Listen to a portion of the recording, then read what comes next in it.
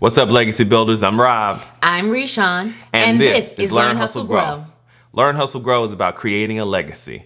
We're here sharing our passions for money, marriage, and travel with other legacy builders like you.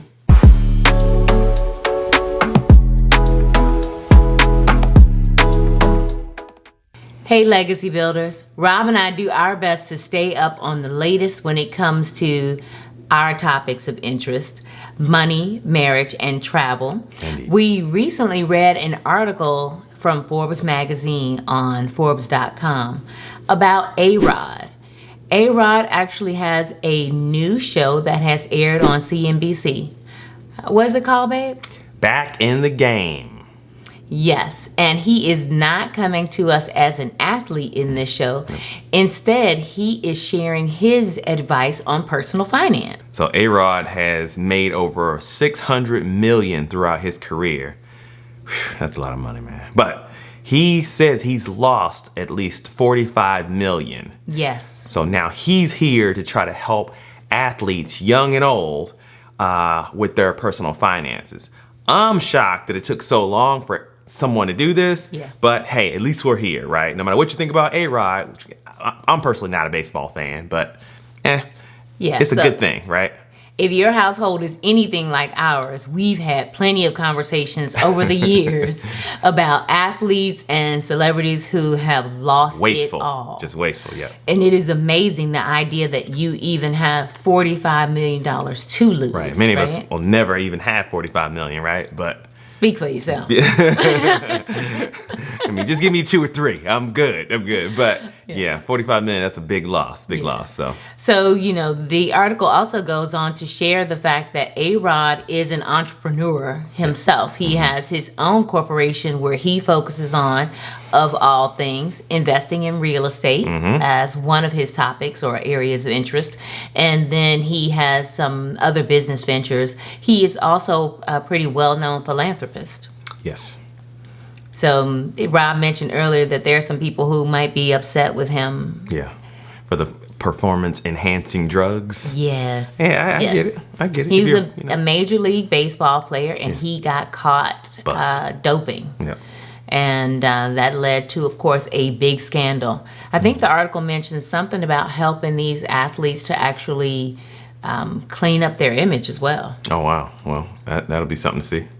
So in this first episode, he's working with 4-time heavyweight champion Evander Holyfield. Check out this clip.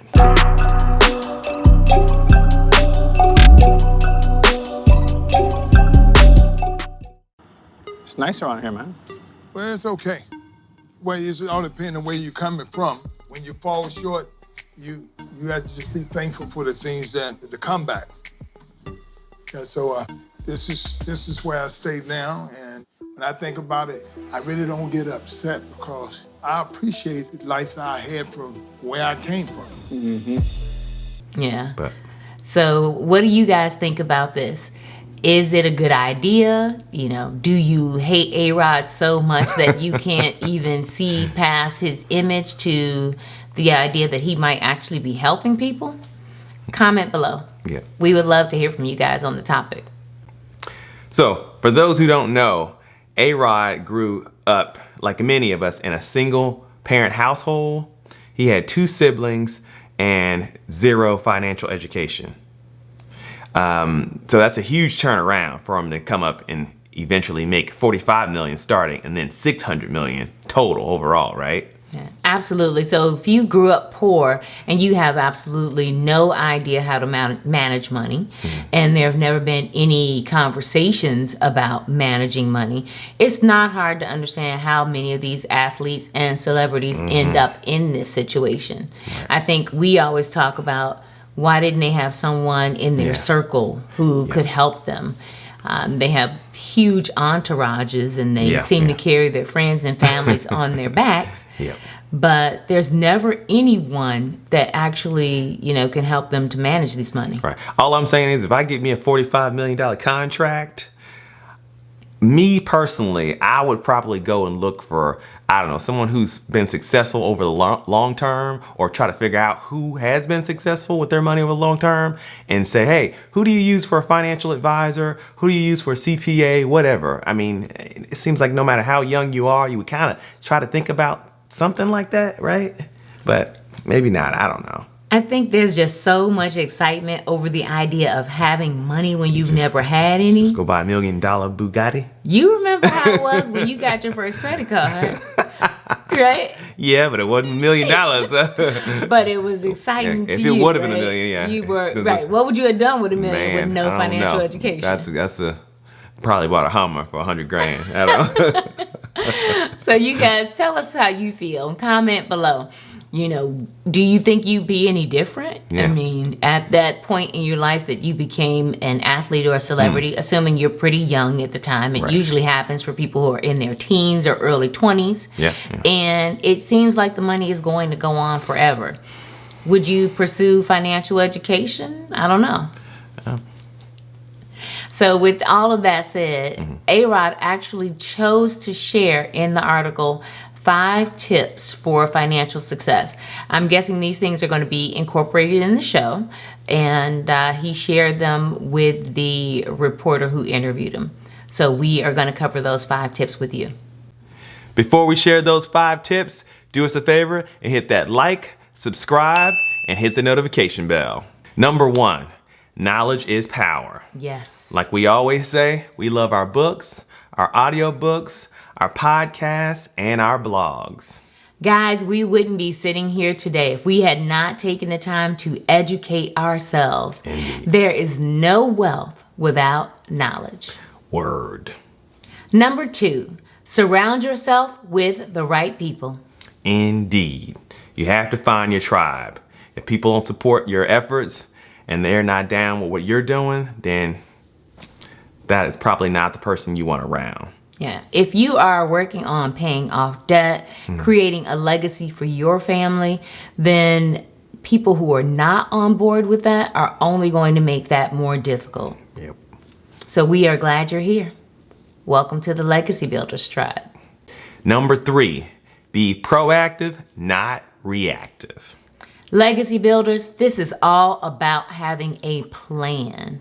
We talked often about creating a plan and a budget within your household so that you know where your money is going and exactly, how long it's going to take you to achieve your goals. Yep. Write it down. Yep. The fact is, the more information you have about where you're going, the more confident you feel about your ability to get there. Yep. Before you go buy that car, you gotta research. Research the best way to do it. Yep. Check out videos like this, or videos that talk about how to buy a car, right? Like the one we have.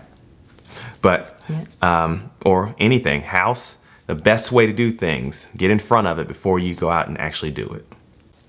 Number 4, it's not how much you make, it's how much you save.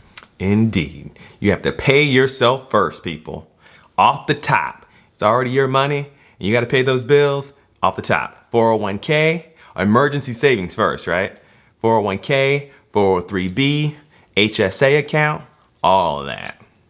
Yeah, the key to this is no matter how much you make, you can always spend more.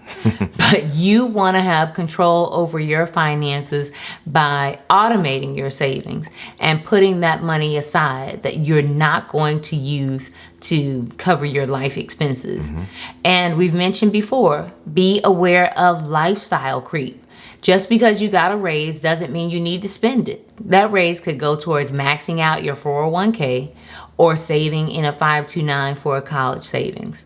Yep. You know what your plans are. Your actions need to align with the plan you have for your life. Yep. And that's how the rich stay rich. They don't spend as much. And the more you save and the more you invest, you are taxed less on that money, which makes you in a lower tax bracket, unlike people who spend everything they have. That was one of the biggest things I've ever learned right there. Number 5, always know your bottom line. I think Alex Rodriguez shared this point because a number of celebrities and athletes have been known to get ripped off. Indeed. So we mentioned earlier, why isn't there anyone in their circle who could advise them around their money? The truth is, sometimes they do have money people. They are paying people to manage their money. And those people are taking advantage of them. Right. So we have a CPA, for example, and no matter what our CPA tells us, and we have all the confidence in the world in him, but we still go back and we check and see exactly what was done. And that's crucial because the IRS holds the individual accountable Yes. for your tax return. We have learned over the years that we just double check everything because if anything is submitted incorrectly, then we are the ones that will be held accountable by the U.S. government. That's true for anyone. that's right. And many multi-million-dollar celebrities, they always blame like their financial advisor or their CPA or their lawyer or whoever once they're broke. But that's no excuse because regardless of how busy you are, you should never be too busy to check on your money. You know what I'm saying? So I'm sure all of them would look back today Yeah. and think, wow, if they'd only paid closer attention, Yeah. they wouldn't have gone through what they've been through. Yep. So guys, we are of course interested in what you think. Are these 5 tips helpful? Did they sound familiar? Do rich people have the same problems regular people have when it comes to managing money? And will you be watching A-Rod's show Back in the Game on CNBC? See you in the next video.